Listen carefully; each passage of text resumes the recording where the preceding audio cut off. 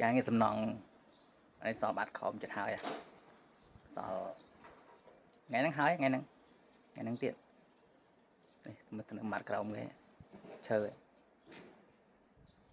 អស់ហើយសល់ប៉ុណ្ណឹងឥឡូវ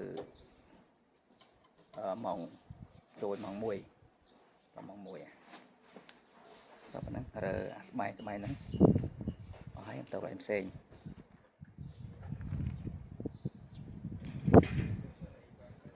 សំណងមានតែប៉ុណ្ណឹងហាថ្ងៃហាខ្យល់ខែភ្លៀងគឺភ្លៀងខែក្តៅគឺក្តៅបដ ாய் ក្តៅដូចគេធ្វើការចែកអញ្ចឹងសំណងគឺ